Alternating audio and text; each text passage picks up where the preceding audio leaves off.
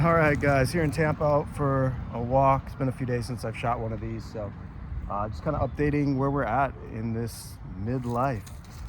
Lately, the Holy Spirit, God has been really impressing on me that He's going to work this all out. I'm in a situation where I got about 5 weeks until my lease is up, so I have to give a notice, at least a month in advance. And I felt like in my spirit, He said, go ahead. Like, focus on the tasks you have to do today. You can edit devotionals. You can pre-post videos. Recently, I got some insight into how I want to revamp my personal Facebook page. I have like 5,000 friends on there, a bunch of followers, and it's like, why am I not using that more to be able to incorporate more of a personality that, I don't know, more of like an ecosystem with my other programs, with my other posts, with my other Pester's Pointers pages. Why am I, keeping those separate? And so what I've been working out with, and I've been using like ChatGPT to do this, is, and then of course praying on it too, is basically an ecosystem where it's going to feed into that, where it's basically be more of like a social influencer, but not so much an influencer. And as I say, people don't really follow brands anymore, they follow people, but maybe just really encapsulating the different personas of me. I travel, I have a cute dog, I talk about fitness, I talk about faith, I encourage, I talk a lot about dating. I mean, these are all things that people can relate to, like most people. And, real life things, midlife crisis, midlife journey, obviously, having like a super cute dog, right? He's about to pee on that Corona bottle. But like all those where I can incorporate into who I am and my way of life, I guess I should say. And in a way, you are your own personal brand, but people don't follow a brand, they follow people. And I think the biggest thing is putting that into congruence. Everything in life needs to be in a congruence and an order. They say the way you do one thing in life is the way you do everything. And so if there's incongruence and inauthenticity to yourself, you're going to be out of alignment. And so all that to say is working on that of being starting here in the next few days. I'm going to start posting more on my personal page, but in a recommended pattern so it feeds into the ecosystem, so I can naturally draw people to my page, draw people to my program, do the social influencing. Great. If that ends up getting hits and getting viral videos, awesome. But really, instead of paying all this money for paid ads, I want to start using this as a way of leading people into my products that I can help people. And I do have 3 products. I have a 2-minute, basically a 2-minute daily advice video where I'm going from island to island, different places, giving life advice. And then you got some cool David Guetta music in the background, like call on me, call on me. So that's at pesterspointers.com. Rocket just looked at me as I'm singing. And then I have, Escaping the Christian Bubble, which is a yearly dating devotional that I wrote a while back, basically encouraging people who are in the dating bubble of Christianity and trying to escape it and having real talk. And it's pretty heavy loaded read, but it's basically a devotional I put together. And then the third one, of course, is my 21 steps 7-stage program, which I'm actually right now refining and trying to break those down into smaller chunk videos and taking out some of the fluff. So it's a refinement. It's going back through it for like the 3rd or 4th time and just cutting it up after already having it cut up by editors before. Now I'm doing the editing. And so there's a lot, and that's what I can focus in on today. And all that to say is I feel like God said, okay, you know what you can do in today. You can work on your body. You can eat right, which I haven't been doing properly. You can focus on editing your devotionals. You can focus on now this new posting schedule that you want to do. But let me have the finances. I know you don't have, really much finances coming in right now. You're not making any money off your programs, and that's okay. I'm still God. Do you have an investment sitting out there that could potentially hit big? Yeah, it's out there. Has it happened yet? No. So it's walking by faith. And that's the big thing God has been telling me. He goes, walk by faith, not by sight. What you see is this old thinking, an old mindset. It's replaying basically old thoughts that I'm now seeing in the physical, in the 3D realm. And as I focus on this new way of just faith, trust, and I've been trying to do that throughout this process, But basically what he said right now is Tampa right now is the calm before the big storm or adventure. And the storm doesn't necessarily mean a bad thing. It just means when life starts taking off.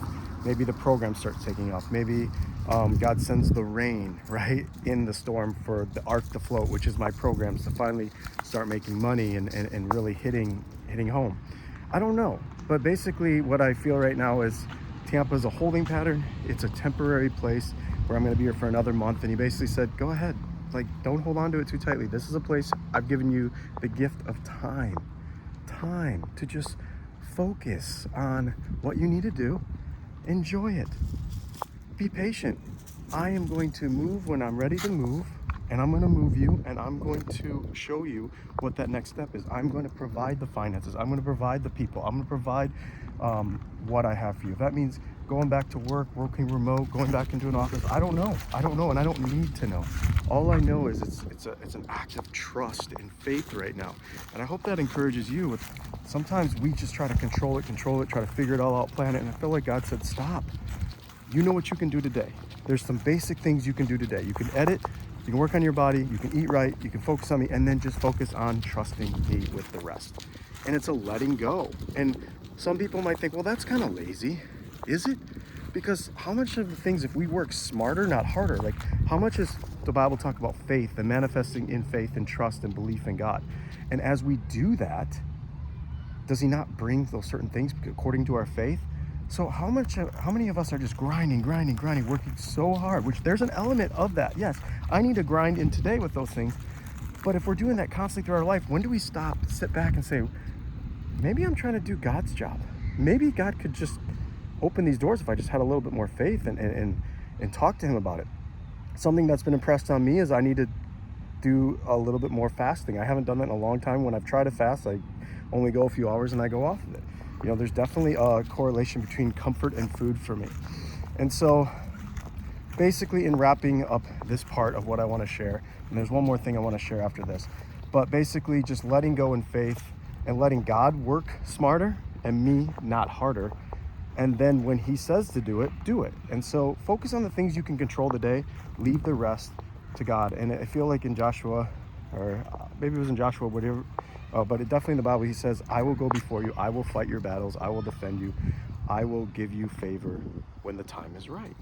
And so that's where I feel like I'm at. And I hope that you can relate to that. In my 44 years of life, I'm realizing sometimes it's about letting go and letting God and just focusing on the little things today.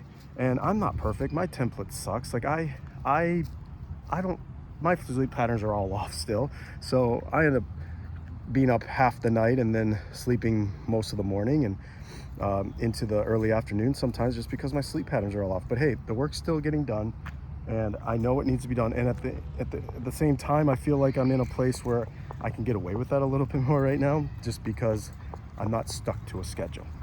And I love structure. I love having structure, but freedom within structure. So some shower thoughts I had real quick relating to the past is I think in relationships, sometimes when we've gotten broken up with and people left us, sometimes we get so supercharged into us giving or providing. And it's almost like we get duped by who they were at first, when we first started out, when you didn't have expectations, you didn't have responsibility on them, didn't have the pressure of the relationship. Sometimes we keep looking back at the past, and that's something God, I feel, has told me lately. Stop looking at the past. Focus on the present and with the future, what I'm doing. Trust me with the future. Focus on the present, trust me with the future, let go of the past. And I talked about that in another video, letting go of the Philippines, letting go of that. And what I've learned and what I realized too, even with my past, is I love so much. And if I could do some things over again, and this is focusing briefly on the past as a learning lesson, I hope this relates to you. Sometimes we'll fall in love with the facade of somebody who we thought they were, and then we grieve the loss of not necessarily them, but who we thought they were, what we thought we could have. And then we also fall in love sometimes, or really we get passionate about it and we get attached to, is how much we gave them. Like we're thinking, oh, I'm giving this, this, and this, so naturally they're gonna be totally into me too, and they're gonna be feeling what I'm feeling. And we almost get duped by our own kindness. We always get duped by our own love bombing in a way, not that we mean to love bomb, but our own infatuation with them. And then when they pull the rug from underneath us, they break up with us, they leave us, they don't treat us the right way, then we're so confused because we've been living in almost like a fantasy facade mindset of, one, who they really are. And then when they show you who they really are, you're like so confused. It's like, this is not calculating. Like, hold on, I thought they were this, this, and this. And it's like, how much did you project your own love onto them? How much did you project all that you give? And so you naturally thought, oh, they're going to be bonded to me. They need me. They appreciate me. When in actuality, maybe they didn't have the container, the ability to love you back the proper way. Maybe they didn't have the skills. Maybe they had the trauma of the past where they weren't going to bond you. And you didn't know that because you rushed into it. So if I could do it over again, I wouldn't have rushed into dating officially so much. I would have sat back and observed. And knowing what I know now, I wouldn't have given so much so quickly. I would have waited. I would have kind of matched the energy of what they give you. And I think what happens is sometimes if we haven't dated somebody in a long time, or we're desperate for love, not desperate, but like we really crave love, desperate or not, I think what happens is we end up just overgiving and overexerting ourselves. And I think that's definitely what I did. I think time is your best friend. I think sitting back and observing the person to see, are they really who I think they are? And not just, and especially think about this, when you haven't asked anything of them and you haven't required anything of them, okay, of course it's gonna be like a spring break fling. It's gonna be great, it's awesome. But what happens when it gets real? You have that fight, you ask them to stop liking somebody else's photos. You ask them to give you time. You ask them to stop posting certain things. Like when life gets real, because they need to be committed to you in the relationship out of respect, not out of control, but out of just natural respect and protecting the relationship. Are they able to do those things?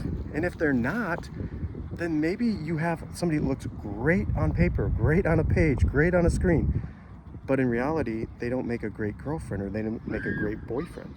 So those are some thoughts I had. I think we get duped by our own giving, by who we thought they were, and then when they show us who they really are, it gets really confusing, and the cognitive dissonance of, wait, I have been following a false prism, a false sense of who I thought they were, of what we were. I thought we were something more, and then you look back and you realize you were the one that was holding it up. If they were also mirroring you, then you were falling in love with elements of yourself that you saw in them that at first they presented before the pressure of the relationship came out, and then they realized they don't have the capacity to have a healthy relationship. Or their strings didn't go as deep, their roots didn't go as deep as yours.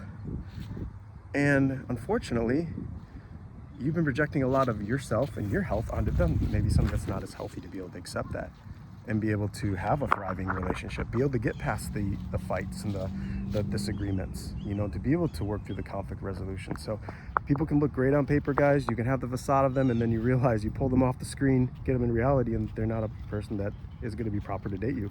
Or you've just been holding out, pouring into somebody that was not really them. And then when they show you, again, when they show you who they really are, it's like, what just happened? How could they break up with me?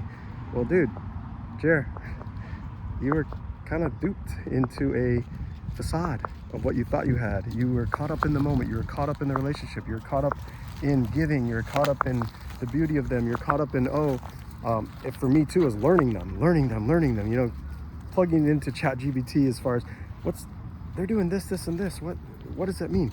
And I fell in love with the learning of them, or I guess not love, but I fell deep into that, into like learning them, studying them, and then seeing their patterns, and that gave me stimulation, and then giving gave me stimulation, and then of course not controlling them and just kind of letting them come at their pace a little bit more, that gave me stimulation of like, look, so I'm not controlling, I was learning a lot about myself and learning about them. But when all of a sudden you realize, wait, we didn't have the depth that I thought we did. Maybe I had the depth, but they didn't have the capacity, and I missed that somewhere along the way. And I think that can relate to a lot of us. Sometimes we fall in love with the whole facade and the whole idea of a relationship. So a lot of information I just unloaded on you. Sorry for the length of this, but I think it's a lot of good things to impact regards trusting God, letting go, letting Him, focusing on today, leaving the future to Him, but being present in today, letting the past go. And then as we learn from the past, we learn that sometimes in relationships where we got so hung up on was the realizing that we were just grieving the idea of a person, what we thought it could be, and then maybe we were following more of a facade and a mirage, and it wasn't really them. And if you look back and you could see their true colors, maybe you'd stop making so many excuses for them along the way and realize, wait, I guess I just picked somebody who wasn't compatible with me or a healthy relationship. Those are my thoughts for you today. Hope that helps.